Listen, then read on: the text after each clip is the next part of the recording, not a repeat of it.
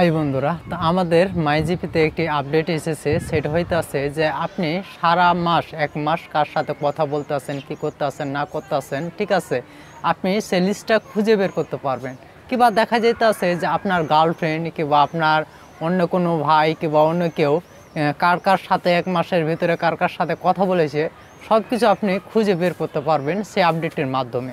এটা কতটা সত্য আর কতটা যাচাই সব কিছু আমরা স্ক্রিনের মাধ্যমে দেখব যে আসলে এটা আসলে কি, ঠিক আছে, এটা কি সত্যি কিনা। তো আগে বলে রাখি এটা সত্য, আর এটা কিভাবে আপনারা খুঁজে বের করবেন আর কিভাবে আপনারা এই কাজটি কমপ্লিট করবেন সব কিছু বিস্তারিত স্ক্রিনের ভিতরেই থাকছে। স্ক্রিনের মধ্যে আমি দেখিয়ে দিতে আছি আপনাদের যে আসলে এই আপডেটটা কীভাবে কমপ্লিট করবেন। কিন্তু এই আপডেটটি আসার মাধ্যমে আমাদের যেটা ভালো হয়েছে সেটা হইতেছে যে আমরা খুব সহজে খুঁজে বের করতে পারবো সকল ইনফরমেশনগুলো, যে আসলে আমার গার্লফ্রেন্ড কার সাথে কথা বলছে কিংবা আমার স্ত্রী কার সাথে কথা বলেছে, ঠিক আছে, সব কিছু খুঁজে বের করতে পারবো একটা গ্রামীণ ফোন থেকে, ঠিক আছে। তো চলেন স্ক্রিনে যাওয়া যাক।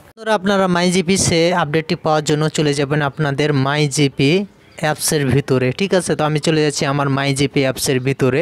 তো এখানে যদি আপনারা যার নাম্বারটা ট্যাগ করতে চান, মানে কল লিস্ট বের করতে চান যার নাম্বার থেকে, ঠিক আছে, তার নাম্বারটা কিন্তু আপনারা আপনাদের মাইজিপিতে লগ ইন করতে হবে, ঠিক আছে। মাইজিপিতে কিন্তু লগ ইন করতে হবে আপনি যে নাম্বারের কল লিস্টটা বের করতে চাইতেছেন, ঠিক আছে।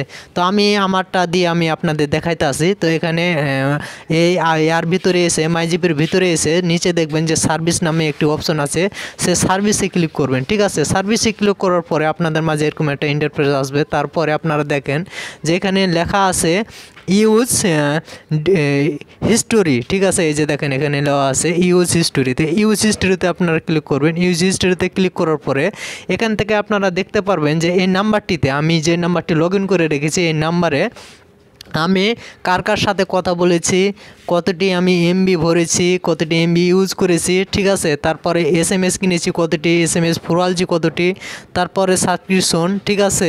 তারপরে এখানে দেখেন যে লেখা আছে রিচার্জ হিস্ট্রি, মানে আমি এক মাসের ভিতরে কয়বার রিচার্জ করেছি আমার সিমের ভিতরে, সিমের ভিতরে, ঠিক আছে। তো এখন আমরা দেখব এখানে যে কল লিস্ট, ঠিক আছে। তো এখানে দেখেন আমি এটা নতুন সিম আমার, আমি কথা বলি না কারোর সাথে, তার জন্য এখানে কলে কিন্তু কোনো নাম্বারটি আসছে না, ঠিক আছে। যা আপনারা কথা বলেন আপনাদের নাম্বার এখানে সব শো করবে, ঠিক আছে। তারপরে এখানে যদি আমি ইন্টারনেট হাংরি এখানে ক্লিক করি তো এখানে দেখেন যে আমি এক মাসের ভিতরে কোনো এমবি ব্যবহার করে নাই আমার এই সিমে, ঠিক আছে। যেহেতু আমার নতুন সিম আমি কোনো কিছু করি নাই এটাতে। তারপরে এসএমএসে যদি ক্লিক করি এখানে দেখেন যে আমার সব এসএমএস 0000000, ঠিক আছে। আমি কোনো প্যাকেজ কিনে এখানে ব্যবহার করি নাই এসএমএসের, হ্যাঁ। তারপরে এখানে সাবস্ক্রিপশনে যদি আমরা ক্লিক করি এখানেও আমি কোনো কিছু প্যাকেজ ব্যবহার করি নাই। তারপরে রিচার্জ হিস্ট্রি এখানে আমি এক মাসের ভিতরে কোনো রিচার্জ করি নাই, ঠিক আছে।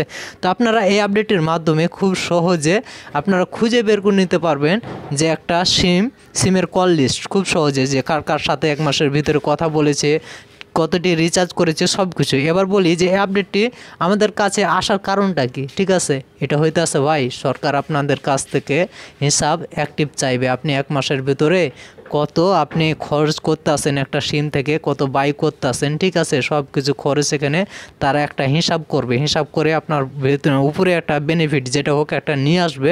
আর সব কিছু কন্ট্রোল করার জন্যই কিন্তু এই সব কিছু কিন্তু আপডেট তারা অ্যাক্টিভ করতে আসে।